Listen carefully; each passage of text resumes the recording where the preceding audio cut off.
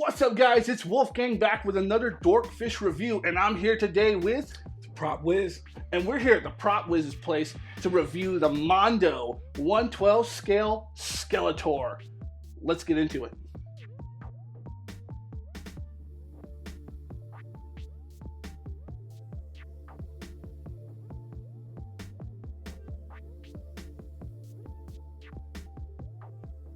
All right, before we get started with the review, let's talk about a few places you can go to find killer figures like this.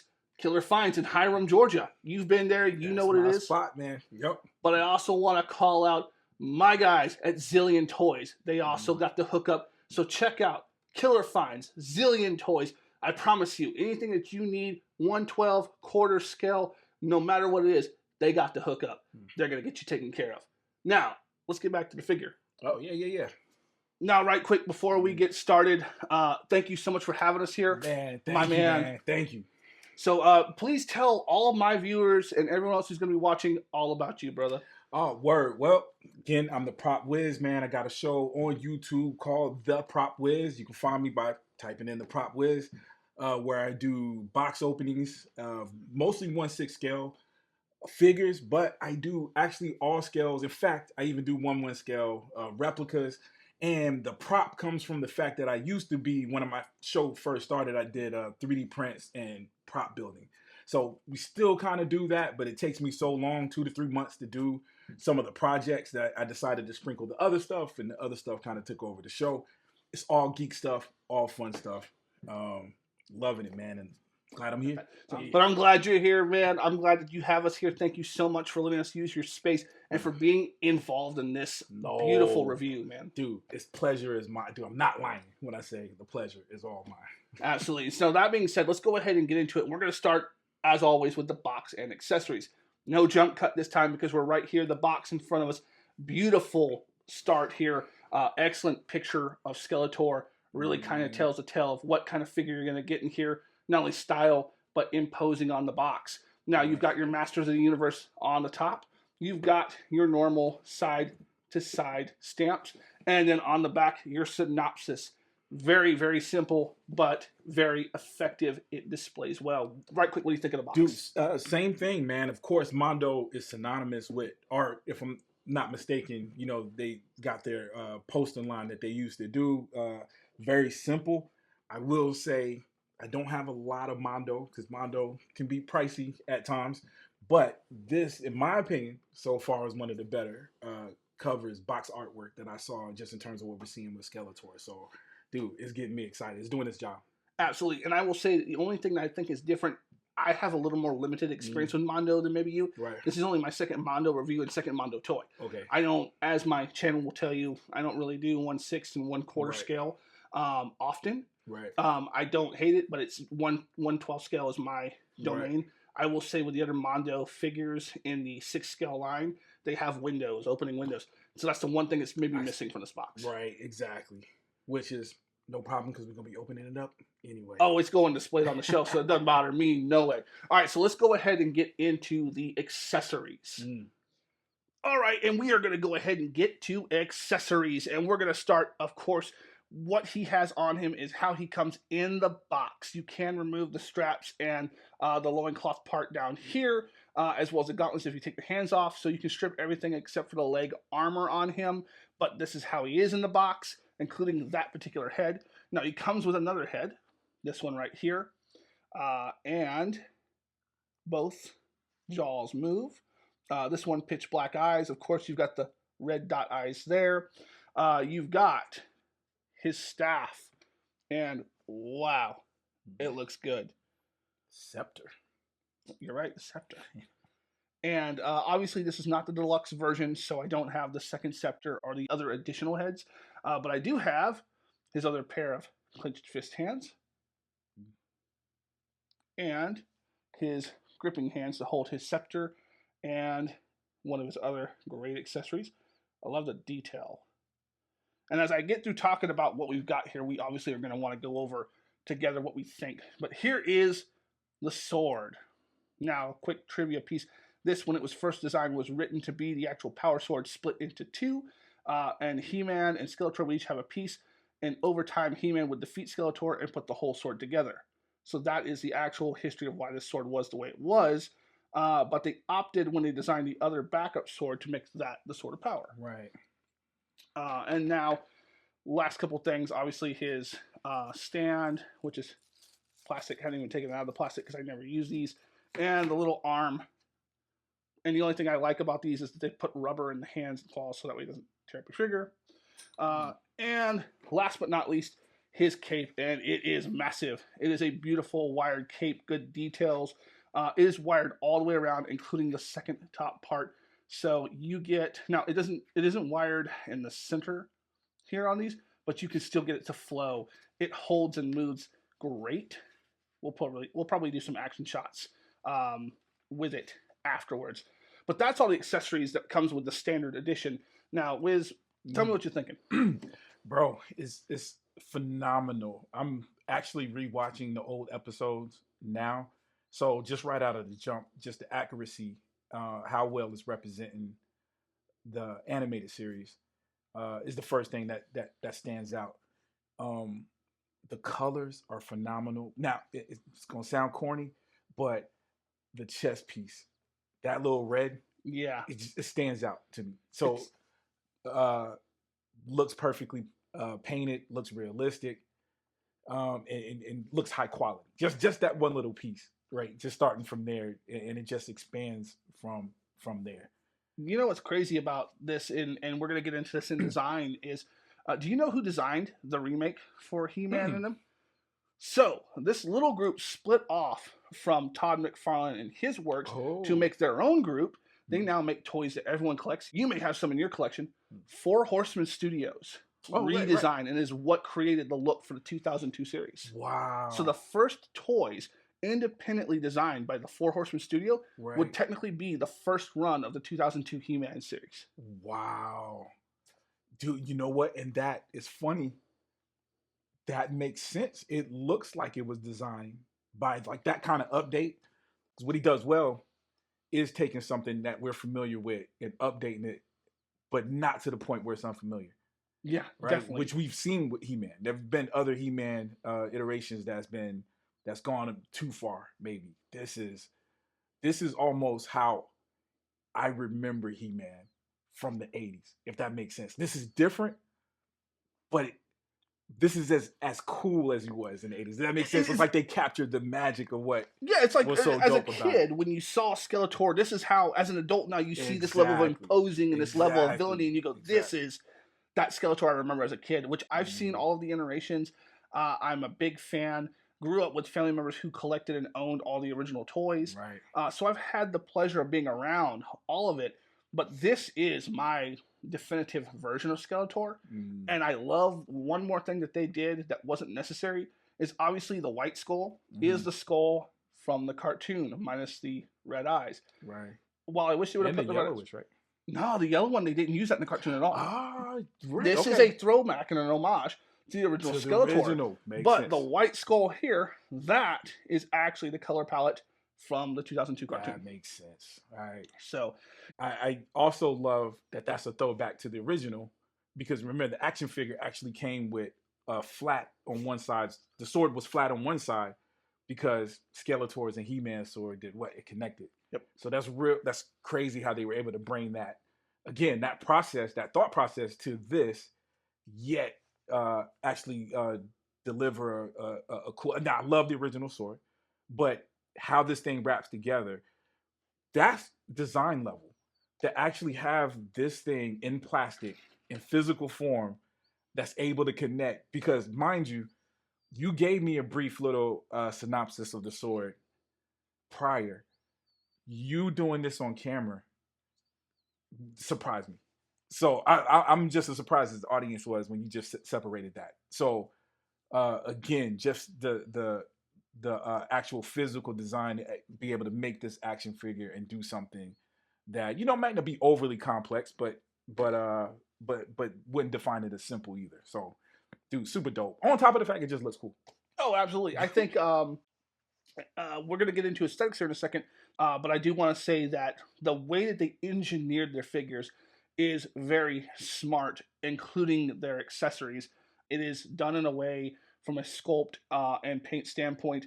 The accessories make or break a figure, and I consider all of his armor an accessory. And when you look at all of it, Right. it's a total make. I mean, look at the bones running up and Yeah. down. Look at the on the back. How many other companies do you know would not paint the rivets on the back? Yeah, exactly. But yet Exactly. they did it here with this figure across the gauntlet. Different even, colors too. Yeah, and on the inside of the gauntlet. Right. So when you talk about accessories, there's a level of care that Mondo has put into this figure Right. that most other companies probably just wouldn't. No, exactly. You know what? Something else you showed when you turned them around. I could tell how the armor, how the outfit is masking the joints where it can. Yeah. Right. This is, of course, some of them you can see, but even the ones you can see are smartly designed. But so I like that too. To your point, it's like they put thought into how this thing is layered. Again, staying authentic to what it's based off of, but being smart about how this thing is going to move and how I think, dude, this is look at the fingernails and toenails. Now, what I'm going to do is I'm going to pop this review right quick, back off, and then back on in the snap of a finger. And when I do that, he's going to have his other head sculpt on, and then we can talk about the aesthetics based off of how the cartoon had it. 3, 2, 1. And we're back, and what a beautiful transition head to head. And I do want to point out right quick as you're transitioning the heads, it's not a full cap skull. The whole head can come off, but it's a pig in and out face with most of the head attached to it. So it's just simple. You pull it out, push the other one in. No problem, right? But aesthetics, let's go ahead. I want to get your raw reaction. When you had your hands on it, out of the box, immediately, what was your first impression? It's a beautiful figure. I collect a lot of 1/6 scale figures. It's got to be something special at this scale for me, and just immediately right out of the box is it. I have to have it. I have to have one now.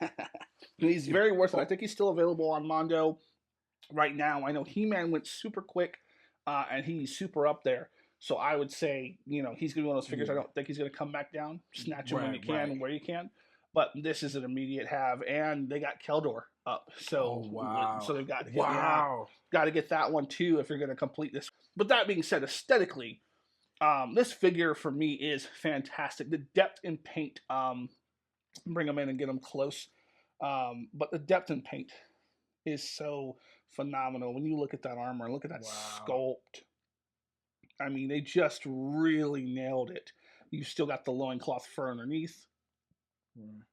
And see weathering on all the bone parts. Yeah. Even the bone parts coming out of the eyes of the skull and to wrap around. You've got this on the belt. Again, that shiny you were bringing up of this here, right? And how it looks like it's an actual orb or piece sticking out of the chest. Right. It's just so well done. I mean, you get some nice looks when you open that mouth because of the pitch black behind it. On camera, that looks amazing. Right. I could not have asked for them to do a better aesthetic job. They did a great job of you can take the armor off, right? So they did a great job of hiding it. So the port for the belt is right here behind this piece, and then the port is in here on the back to take the top off. And so this part you can see some gapping if you look down from the top, but this part is built into the figure, and this part pops off.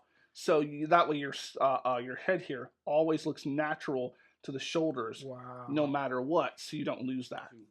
Even the things, the cross and bones on the chest is very much 3D. It looks like separate pieces from that, and it might not be. Like I'm looking at it close. I'm having, in a very positive way, I'm having trouble seeing what's actually molded on there and what's an extra layer, because everything looks so layered and 3-dimensional on this. Even the bones right there, I could tell it's molded looking at it this close, but just again, right out of the box, just looking at it,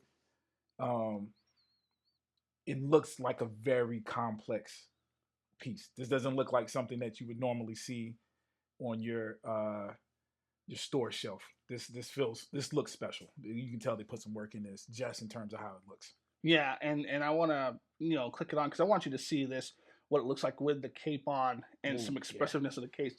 So I'm going to click my fingers again, and when I do, we're going to have a cape in 3, 2, and there he is with his cape on, and I like it. It's a little bulky, a little cumbersome. It's a thinner cape, though. I think they've done a great job with it, and it's fully wired all the way around, so you can get some dynamic posing out of it and get some real cool flourishes with it. It's great. What do you think? Yeah, likewise, man. I think it's a beautiful cape. You mentioned that it's thinner, which adds on to that realism, that level of realism. Because I think one of the biggest problems when you're working at this scale is bulky outfits, and so this doesn't. It's bulky in all the right ways, right?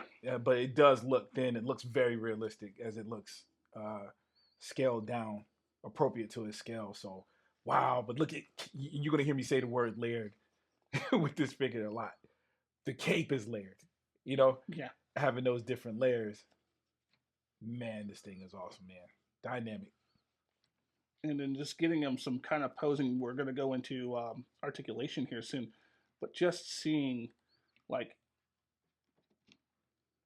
that kind of stuff, that kind of look. Wow. Just get his ankles stand right there. Boop. There we go. So yeah, look at that. That is great. Dynamic, man. Yeah, and I think that's the word that comes to mind when you look at what they've done with the posing, and the way they've done their joints and the way they've covered joints, but yet are still able to keep him looking dynamic. It's great. I am super happy with it. So, any final thoughts before we get into articulation about the aesthetics of the figure? Dude, that's it. The cape completes it. You know what I'm saying? He's not. The more I look at him, the more details you see, and that cape just adds on to it, man. And this is really looks like it's based off an animated series, man. There's all this poster art work for it, cover art for it. This right here, the cape just added that level of animation to it, if that makes sense. There's movement there, even though it gave it life. That's it. That's the perfect term. Yeah, and now we're gonna go ahead and we're gonna take that cape off, and we're gonna go into articulation. All right, and I just want to stress as we go into articulation, this sucker, just like He-Man, is built like a Storm Collectibles. There are rubber tops to hide articulation. The rubber around is very thin and pliable in a good way, so that way it can move with the figure. Now he has no neck joint, or I should say, he has no head joint. It's all neck, but it can go up that far, down. You've got tilting and moving. It holds very well. Jaw is articulated on both. Gotta get in there though to get it, but your shoulders are on a ball joint, so they can go up to bulk, or they can drop down if he looks tired. They go back and forward to give you a little bit of that forward crunch, a little bit back. Rotates around, no problem. You just got to move the pieces out of the way. But bicep swivel, and you notice when I tried to swivel the bicep, that wanted to turn out. It's going to give you more when you want to do an imposing or flexing pose. It's going to give you more there. Double jointed elbows, bend in that far on him. He's got this the pin and hinge wrist. Sorry, so it moves just like you would expect. Same as He-Man's. You have an upper torso articulation that's covered by that. He can turn, no problem. He's got some back crunch, and he's got some forward, really good forward crunch on it. So you can see it just starts to get to gapping, but even aesthetically, the shading goes all the way up into that. So that's so good. Back, a really good deal. And then mixing that backwards with it, so he can go with that bottom layer, because it's also a ball joint that turns really far forward, and it's not going to stretch the plastic. That's the big thing, is it's not going to scratch or stretch the plastic. So there you start to finally get some gapping up top, but boom. So he's got great range there.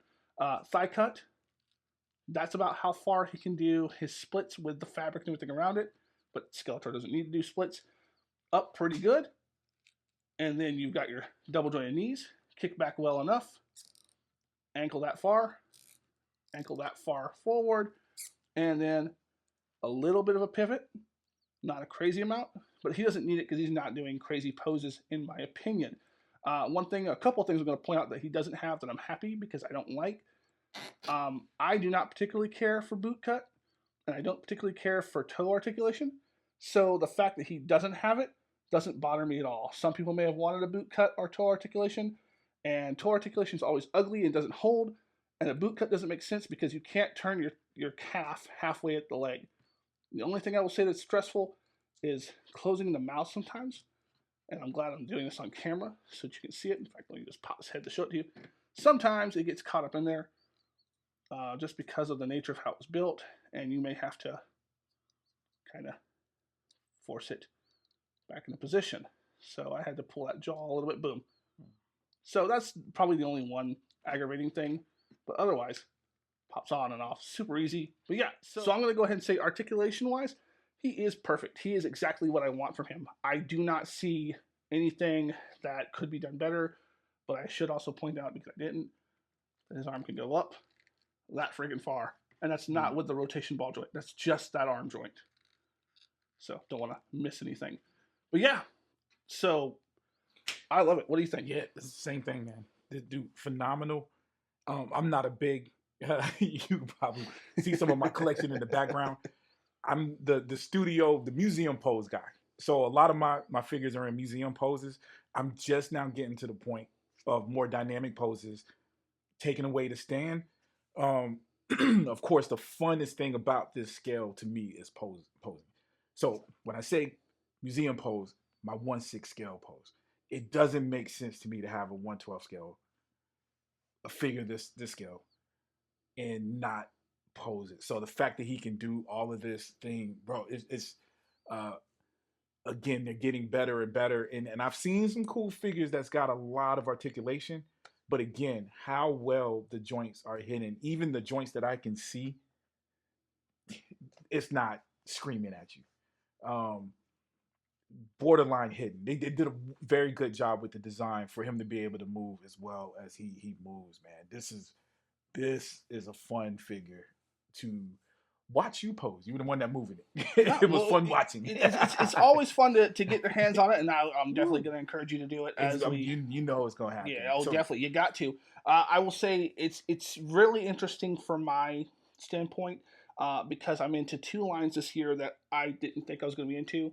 I've liked aesthetically Mondo stuff, but I don't collect 1/6 scale stuff. Right. And then InArt has been killing it. So between InArt and Mondo, they have raised the bar for what articulation and sculpt should look like when doing a figure at this scale. I absolutely agree. When Mondo just dropped the Donatello, Ninja Turtle, that same thing. They've got this thing nailed down, and again, it's not just it's joints that it has to fight with, and the outfit. And this guy is winning the fight. The articulation is winning. This is phenomenal. Now, brother, we like the articulation. We like the look. But there's one last thing we got to test on this channel, and that's scale. So let's get it next to some other figures. Let's go and see how he looks. All right, and first we have him with the Marvel Legends Build-A-Figure Apocalypse, and then the Super 7 He-Man, Prince Adam, and He-Man figure. And I don't hate any of this at all in terms of scale. I think it's great. Oh, yeah, dude. Phenomenal. I can't. Skeletor's killing it. Obviously, man. You bring out an apocalypse and it's distracting. But yeah, scale wise, he's in there. He doesn't look like a punk. This is kind of, you know what, that's funny. I think now looking at this, because I only grabbed Apocalypse just because I had him out playing with him in Onslaught. Right. So I think I'm totally going to figure out a way to do a shoot with Skeletor and Apocalypse because these look dope together, dude. Somehow matches. It's crazy. I know they did the crossover here recently with He-Man and DC. And now I want a He-Man, because now I want a He-Man Marvel. I just want to see Apocalypse and Skeletor banter back and forth. Right. I can see that. And next we've got Skeletor with some other versions, the Chronicles movie one, and the Havoc Throne one from BBTS with a custom head because I just don't like the head that comes on it. And yeah, they're not, neither one of these are even touching them. Great scale. I don't mind the scaling, but when looking at them side by side, they don't even touch them. Absolutely agree, man. And I have the Chronicle one. Loved it. But yeah, Mondo is knocking it out the park on this one. But scale wise, yeah, very much similar. They look like, well, except for the Chronicles. And last but not least, here he is next to the Mondo He-Man from the same wave and the Battle Cat from the Chronicle series. And I don't mind the scale of the Battle Cat, honestly. I think it's great and they fit well on top. So I'm okay with that. And He-Man is just a touch taller, which I like, but they are impressive next to each other, I would say. Oh yeah, for sure. And like you said, so to echo something you said earlier, where Skeletor is slimmer, I do see where the body is a little bit slim. It's weird. The arms, there's certain things that make him look as tough as He-Man, but I can tell where he has more of an athletic build than He-Man does. Yeah. It's very, very subtle. You know what I mean? But I do see it now that I see him standing side by side. And I agree with you, actually, because I have not put them side by side. This is my first reaction of them side by side, too. And now seeing that, I agree. You can see it in, like, the waist, the kind of the hourglass build. He's got, like, a swimmer or a runner. So, yeah, I like it.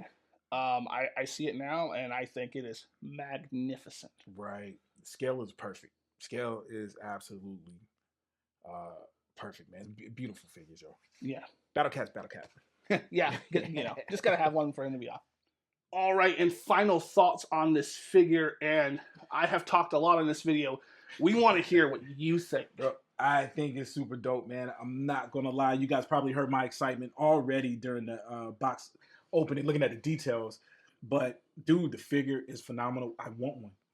You know what I'm saying? I mean, that says everything. I'm willing to, I don't know if I'm dropping that double the price thing, but if we can find something reasonable, and or Mondo does, they are good at re-releasing figures. You have to wait. They are good at re-releasing figures. It's going to be missing some of the accessories. Well, at the time of this, just so you know, at the time of me receiving this, at the time of this video being recorded, I believe it's still up on Mondo, so you could still get it through there. It's only like I think it's like 115, 120 through them. Or local comic shops, I know are getting them in. Killer Finds is one of them. Zillion Toys, I shouted out. Those guys are going to get them.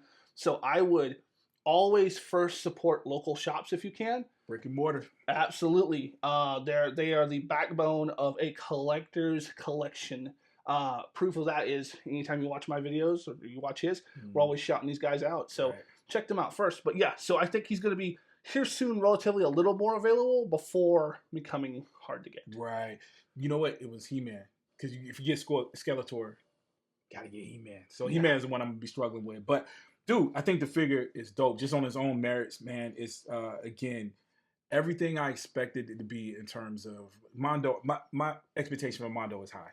And they got a way of stylizing it. I got to look at it side by side. Like, I don't know how much it looks like the cartoon. Because they do have a way of turning it up just a dial, but still staying true to what it's based off of, man. But again, as an action figure, just something that, again, I'm a museum pose kind of guy.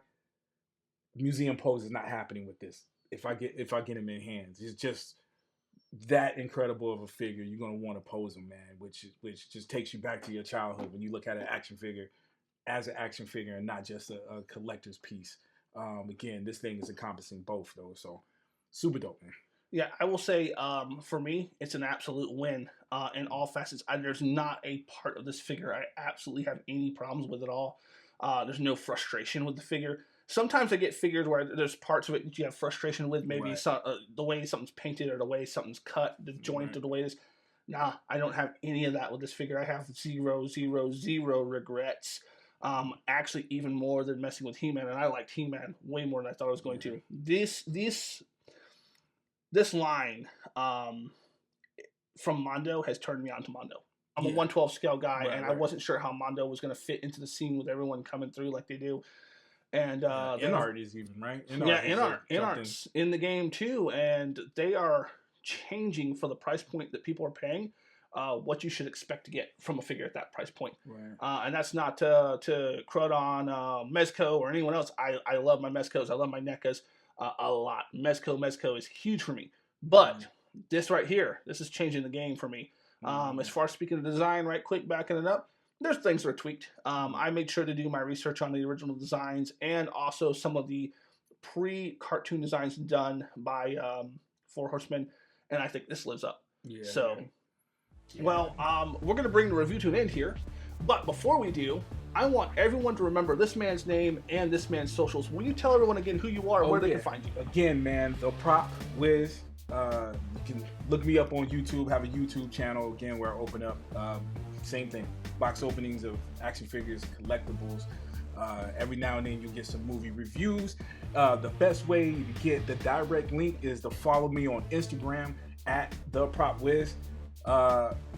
Check me out on Instagram, and there you'll actually have links to my YouTube channel, and of course I post photos and videos on there as well, so check me out. And I'm going to put a link to his profile for YouTube in this video, so make sure to click that and check out his profile. That being said, my name is Wolfgang. One more time, this is Prop Whiz, and you have joined us for another killer review. Thank you so much.